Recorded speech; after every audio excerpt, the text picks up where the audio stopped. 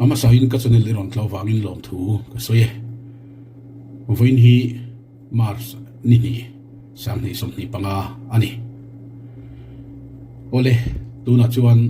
khawvel morning tu artificial intelligence model chuak thar DeepSeek kimchang kan ngai thadon ani ole DeepSeek chu engeni tin bul intran le phat mai mo DeepSeek chu tunlai thiamna sang tak manga kan hriat do hnehsawh le rang taka internet khawvel zaw taka zawng mu thei large language model advanced artificial intelligence khat Chinese researcher kutchhuak ani DeepSeek learning technique manga open source ne na siam ani Chinese funding company high flyer noya independent AI research lab in omega trong hriat theihna natural language processing te milimetranga thil zirchhiakna image recognition le nakhir le har sa zawk thak thei tura model thar an siam ani ber mai zawna omta chu AI model khang aron chho to a engwangin nge China hian heti tak maya AI lama tran ala hetiang hian in soi chho ila kumsam ni pania open AI GPT an release khati lai khan Chinese technology foundation AI chatbot el turle AI lama US level nge tumin tran an langala July sang ni somni pathum khan Zhejiang University atang zirchhuak Chinese medium Liang Wenfeng-a chuan DeepSeek hi aron duang suak ta ani varazon rang an release samni somni pathuma te samni somni palia te tin samni somni panga January somni ate khang an release avarazon thar ber hi DeepSeek R1 antia Apple Store download alo ber ani DeepSeek ron lar hluai chhan ber pakhat chu AI model damten an neih ve lo zawng chipchiar le kimchang zawka chhan theihna cutting edge deep learning technique aman wangte mantlom tak le man olsam tak ani awang ani ber mai China president Xi Jinping a chuan thomno furniture le advanced technology chips siamna tante electric vehicles siamna tan thlenga man tangkai tur thu apuanga advanced chips claim te manga siam mantlom le man olsam taksi ani wangin khothang lama chip siam tulian American multinational technology company Nvidia stock market po atlak niam phale US history ni khata lo number record $600 billion line atlam he ani DeepSeek feature langsar zualte han bile thuak te yang thil azon hian amil chia baka akai noi AI model pa ngai ten anzon phak lo nen amu thei veka antinan lok zo ka thlai chin dan zo ta ila AI model tam zok ten kan zo na thu mil omna chok an ro soi aya chipchiar in thlai chin dan report technical breakdown baka social media rang thlai chin dan lok zo kan post le an soi ho na ang chi zong kha azong chuak thei ni thu chau baka milim le video mangin zawna cham thei bawk tin source rang structured database unstructured document newsfeed social media le source rang atangin data ala khom thei baka AI model damten an thlen phak lo deep web thlengin zong chuak thei ni arang takin phu khoma information chipchiar tak apetheya economic data chuita sela Google AI model ten surface web huam chung ami bak anjong thei lo line deep web thlengin sarkar database mithiam le khaziak sumdo na chet vel dan le social media train data mu thei tlat thumani ven himna khawtak mangin data zirchiam theya data himlo rang takin re theya he hi internet khawvel thil poimo ber pakhat ani ome poisa kai noya data la khom le a himlo dante zirchhuanan atangkai hlea data himlo om chon information rang takin thon theya ven him dan ril thei halbok data makta doi te la tangin rang tak le dik tak sin adu zawng la chuak thei ti dan phung thajok le ramjok mangin chipchiar takin a zirchiam thei he hian hun kalmek malam hun dik taka hriat theihna ap nei tir pha internet kai noi poi khoina lo thleng ta ang ni ta sa ta sela poi khoina lo thleng thei ang chi log file news article le online report hathem takha rang takin lo chui lok thei ni cyber attack ong chun ri lo te chungin ngala cyber security team ten invent hun an nei pha thain ani heng ba ka hian in athat na chu industry antinan cyber security finance healthcare le sarkar big ta na sim rem theya regional news official statement le social media mi pui ri ruput mang khrechiang turin sarkar agency ten mang thei bawk hei hian sum do na tlak siat laka le ram boi tur thlengin aveng lok thei ani khawvel ram rang rang trong le nun phung a thiama hei hi DeepSeek dang lam na lian tak mai nia abik takin data lian tham zer chen na english trong chong ni lo trong rang rang a hriat thiam tlata wamin a zer chen du le kai noi zong zong te trong rang rang atangin la chuak theya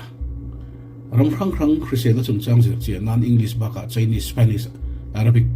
trong siam report poi mo te la khom thei veka uluk taka zer chen nu report kimchang siam thei ni tin hengram kan soi baka hian DeepSeek hi language model fing tak nei ani awangin khawvel tung rang rang zinga po tong poimo ama data du zawng om theihna turam chi khasu training a pek tir zum zum thei ani ram dang ten kan mang ve thei ngem ti hi zawna ni thina nie an siam chan le focus ber chu chaina ania chu ti rol chuan khawvel huap data protection law le security regulation fel tak om sa a siam tho ani awangin artificial intelligence model amte thovin adu piang tan aman theya enchin na pilot project uluk taka neih angai thumang heta hian independent audit te security accreditation te tarlan ania he vendor certificate kan ti hi oma international security standard nena ain milani chuan ahim le don bok ani chuti rol ro chuan ahim chem ti hi kan ruwa om lo thei lawa ven him na thatak tel lo chuan data privacy and security har san da om thei ni a thalo zawng mang du ta ni male sarkar company ruk so theihna ria china ta ni ro chun boinam lo ma selaram dang ta ni ro chuan foreign technology man hi research sang leya chu wang chuan data protection standard rin tlak tak le vendor rin om tak nei ro chuan har san am lo tur ngai ni tun din huna hian ram tam zawk chuan DeepSeek hi sarkar thilpui mo tak taka hanman hi an larem ti free lawa achan chu DeepSeek hi china siam ani thata wagin data rang an koleka kha e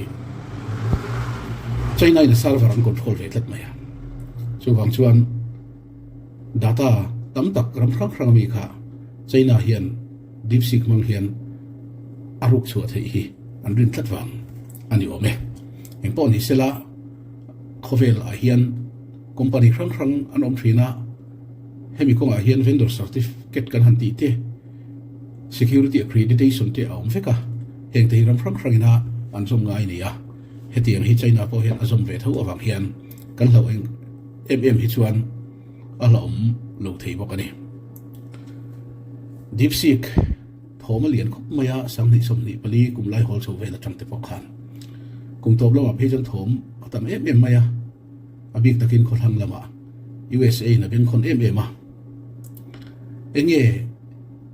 abin khon chan ti hi khawvel hriat cha kania a chan rang aum theyanga china in hetiang AI model thil ti thei tak asiam chuak hi social media le news chanela viral na sale maya mithen khate phei chon DeepSeek hi USA le athurol puiram rang te ta alom so le thei turan ngaya US point enliam mai a thei bik lo ni na langa AI model te kan fria model rang ma heng model dang te aya chakjok le himjokin data tam tham tak kan soeng khan economic report cyber security data thleng de ching le theisia hei hian US market trend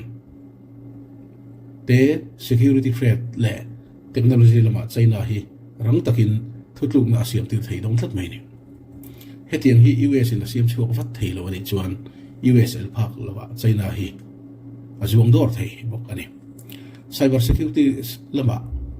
digital network a thil kalpung le din hun la oma ong lem lo rang takin mu chuak thei network lock te social media chatter te global trade report kan hanti mai te po makta du etel rang takin zir chiam thei Chinese cyber security agency rang taka thu thonin thil thleng tur don son dan le invent dan tur ro hun sak thei bokani China system him taka aven thei line ram dang network him lo na lai a chui zum zum thei don boxia heng te hi US le thurol pui ram te tan chom lom ve thei tak tur ni entin nan US le thurol pui ram dang te hian cyber security chung chama te har sat na lo tok ta sela he gan boina ana hi China ro chuan atok lovanga a invent man zel dong ti na ni thumani tin economics le strategic planning lama DeepSeek hian AI model dang ten an ti thei lo ram frang data volume tam tham tak rang taka la khoma du to ka zir tian thei wangin malam huna economic le politics lim le tur rang takin China sarkar ri lok thei dona ram dang hriat phak lo a hriat thei dona wangin China hian khawvel hi ala thun thuai an ring nge ni thil ti thei fal tu ka China om chuan khawvel digital le economics balance a che thei don bok nin an soi imponi sela inti siam na khawvel ania China na heti ang siam thei ni chuan khothang lampang pakhat an siam thei dong ti kha lo hria ila heti anga company in elna in le thalna an zak hian ke ni mi pui te tan aman chung changa te a thil ti thei chung changa te hlokna engom zak kan lo tel ve thei ni ti kan hria ta thaw me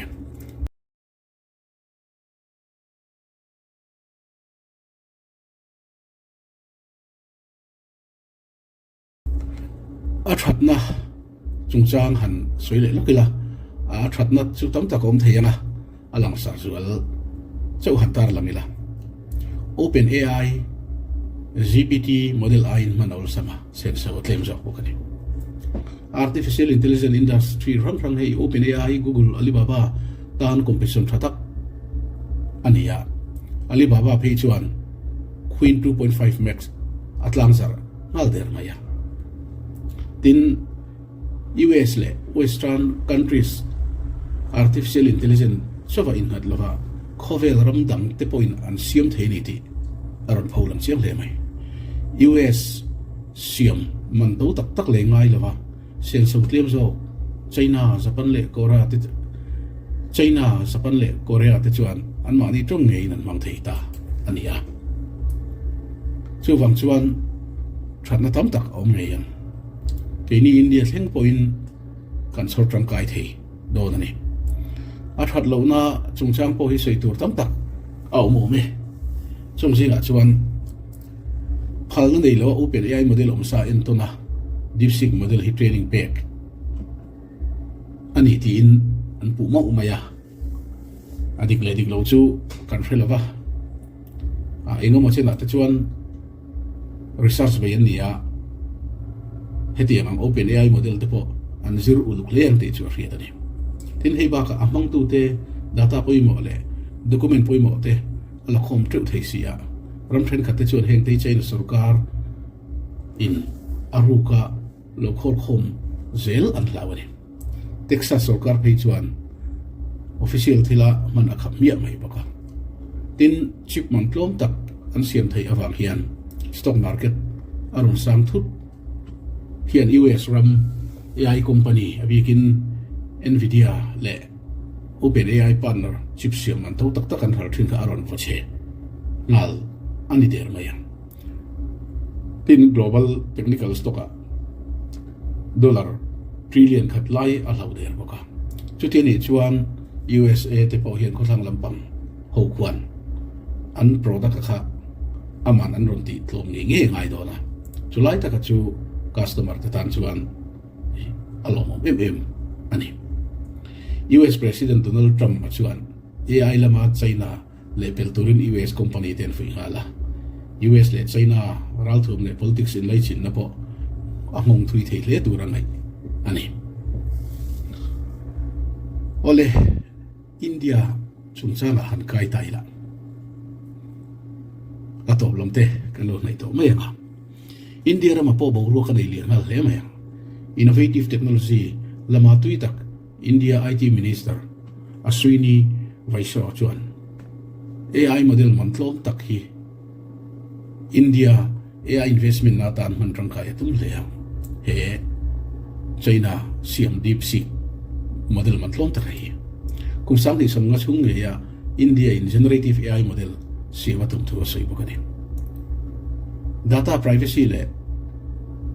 sovereignty issue he foreign developed AI model hian India ram mi puile sarkar data arup chhualuman ven himna thatak nen India po ai mo sei mek boka China hian fing khopa anram min chiat na le himlo na tur ang chiari chuan DeepSeek AI model hian in ma soi du lo tlat ni nan soi boka China le India ram issue sangkhat ko samrup pani kuma Indo Sino war ang chi te kha hanzo ta sela sorry that is beyond my current scope ati ve tlat mai ni ole engpo ni sela artificial intelligence khawvel kan cheng meka kutchhuak le khatang ram in la sang le DeepSeek here AI model mantlom le manol sam siam na ko nga digital company te chak zokin ma alak tir ngei do na hi thilom om tak ani ome kumin sang ni som ni panga po hian AI model changkang mantlom zawk aron chuak ngei na rin amani hetiang ni chuan AI model man to tak tak ang trin kha kan ban pakhat te po om ve thei do ani ole ke ni mi pui mi zo le sarkar te po hian kan hlok wi thiam phot chuan heng AI model rang pakhat DeepSeek thleng hian sumdon na le ramin rel bol na te po atang kai thei le do ani abik takin research beitu te tamte zirlai tante zirtir tu tante le private company rang te tan atang kai le do na engpo ni sela thil thar technology ron chuak te hi in thiamna na fiam thu le min an lomang a hantia mi mer siam dang lama emo mi o te lo ti dang lama hetia anga thil ho mai mai mang lova engting e kan tangkai puyang zirlai in engting e zirna tangkai puyang sumdo engting e sumdo na tangkai puyang ti ring rupua kan ni tin na tho dan te kan nun phung te po hi tunlai technology chuak thar mila kan in herrem zel thei hi atha le mai ole soi tur dam tak chu om nge yang tu na tan chuan idu to khat mai mo